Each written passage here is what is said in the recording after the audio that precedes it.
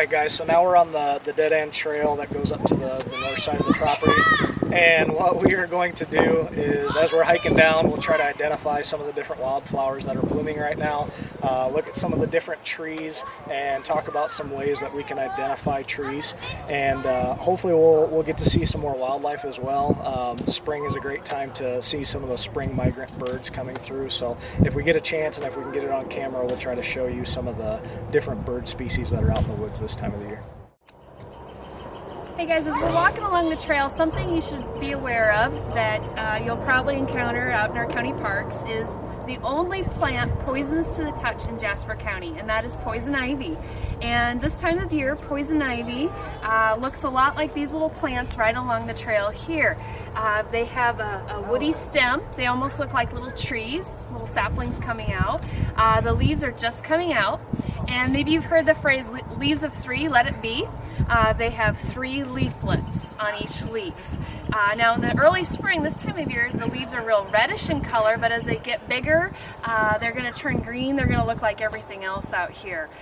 So you do need to be aware, just right along the sides of the trail here, this happens to be a really big patch of poison ivy. All these stems over here are poison ivy. They have they're kind of an oily, shiny look to them right now. There's actually an oil on the surface of the leaf that contains a chemical called urushiol, and that is what gives you the itchy allergic reaction. So that's why just touching the leaf could be a problem for a lot of people. Some people aren't even allergic, but some people have such bad reactions they have to go see a doctor. So we definitely want to always be careful. We recommend hiking in the woods with long pants and hiking shoes or boots on, and then just keeping an eye out for the patches of poison ivy out here. It can also vine up trees, and if you see a vine starting to creep up the side of a tree and it looks kind of hairy and has branches coming out of it, that's poison ivy as well, and so you want to watch out for those vines as you hike through the woods too. Alright, so I came over here and found every year in the spring morel mushrooms will come up. Maybe some of you guys hunt for them. Right now, I've been out a few different times, and a lot of the little gray morel mushrooms are popping up right now. I haven't found any yellows yet, but it's something that you can actually eat in the woods.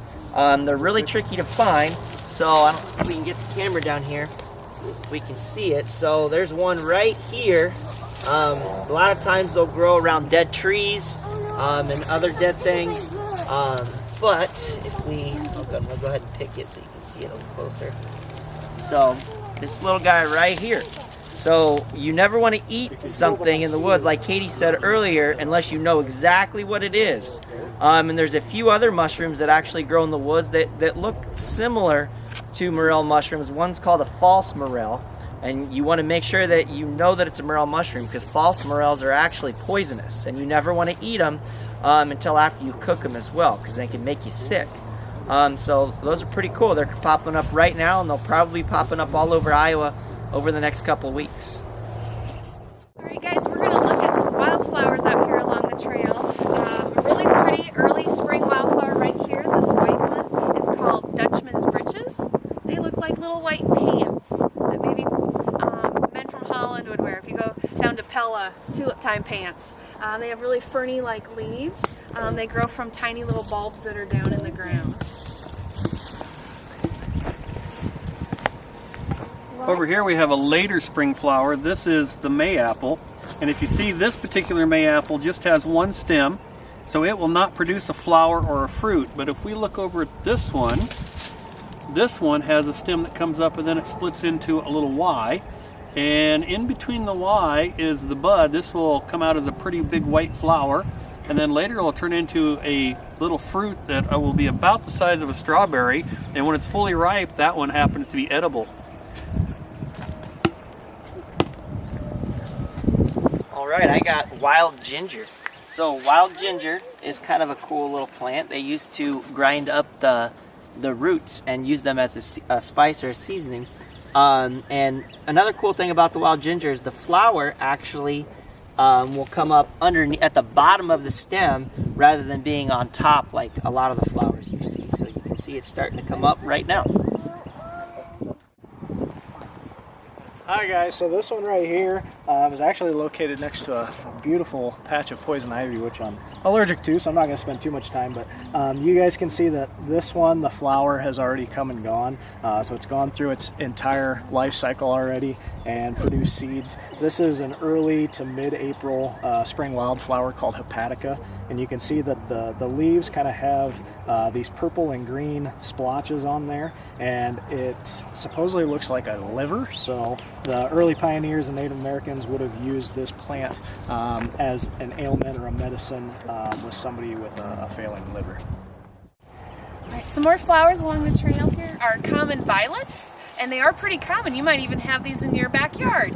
But out here at Ashton, we have purple common violets and yellow common violets, and they have a heart-shaped leaf. They can also be more white in color. We don't have as many of those at Ashton, but these flowers are actually edible. So don't pick them out here at Ashton, but maybe if you find them at home, you can throw them in your salad, and they make your food kind of pretty. You can eat those. Another wildflower just behind the violets here, kind of drooping down. No flower on it actually yet. This is just a leaf, but this is false Solomon seal. And false Solomon seal will get quite a bit taller and have a cluster of little tiny white flowers, maybe in a few more weeks, about mid-May, towards the end of May, that one will be blooming as well. Also a plant that is edible.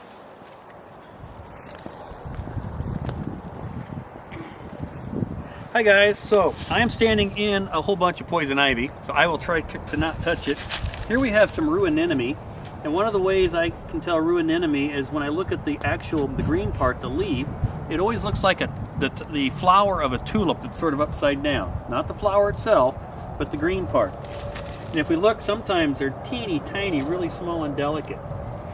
Also sitting right here is some bedstraw. And bedstraw is kind of fun to play with. I like to call it nature's Velcro because it will stick to whatever it touches. Hi, I have some gooseberries here. So gooseberries, this time of year, they're just starting to flower a little bit. As you can see, some of the little tiny flowers starting to come out. Gooseberries, maybe you've walked by a gooseberry sometime and you didn't realize it and you got poked, because they do have little tiny thorns on them as well. And they will produce a berry that you can eat later in the summer. All right, so another wildflower along the trail that's already come and gone is called bloodroot. And so early to mid-April, bloodroot will bloom, and they have a really pretty white flower, just one flower per plant. And the reason that it got its name bloodroot is because if we were to dig the root up, which we're not going to, but if you were to dig that up and break the root open, it has kind of an orange or red colored sap inside of it, and the Native Americans used to use that as a dye when they were dyeing different fabrics. So another cool wildflower we have along the trail here at Ashton. There's just a few jack-in-the-pulpit flowers poking up out of the ground. It's the last day of April, so still a little early, but they're coming. Their leaves here are kind of rolled up, so those will unfurl here and they're going to get a little bit taller. And the flower is right here and sort of makes like a little cup. And inside, I suppose people say that sort of looks like a preacher in a pulpit. But basically, this plant lures insects down inside there where they spread the pollen, and they're trying to get to nectar down inside this flower, and they spread that pollen. And then later this year, they're going to form some bright red seeds down here at the bottom of the flower. And so if you go hiking in the woods in the fall, you might see clusters of red berries with the jack-in-the-pulpit seeds in there. Those are not edible, so you want to make sure you don't eat those. They could make you pretty sick. But jack-in-the-pulpits are just kind of a fun one to watch for. Here in the next few weeks, there's probably going to be a lot more coming up. Alright, so this one right here is another wildflower that you guys can add to your list. This one is called what? Bellwort. It's called bellwort. And the flowers kind of droop off of the stem. They don't sit upright like a lot of the spring wildflowers that we've looked at. A lot of the times these will grow on rich sloping hillsides. This one right here faces to the north, so it's going to warm up fairly fast. And the flowers are kind of a lemon yellow color. So that's another one that you guys can add to your wildflower list. All right, so here we have the Virginia bluebell, and it's just a really pretty flower that will spread through the woodlands about this time of the year. If you look at when they first open up, you can see I got a couple of them here that are kind of a pink color. So they start out a really light violet or pink, and then as they open all the way up, they turn to this beautiful blue color. The bell kind of points down, and we can see the pollen inside. And then if we wait long enough, we might even see some bees come around trying to get some of that pollen to go around and finish pollinating and make some honey. And the smell, some people say they kind of smell like Fruit Loops. So this flower is wild blue phlox, and as you can see in the petals, there's 5 petals, sort of a violet color. One of the ways, if the flowers aren't out yet, that you can tell is the leaves are kind of staggered apart, but they kind of stick out almost like a little sword or arrowhead, and they'll stick out one direction and then come up a ways, and they'll kind of point out 90 degrees to that in another direction. So even before they bloom like this particular flower, you can tell the phlox by the green leaves that are on it.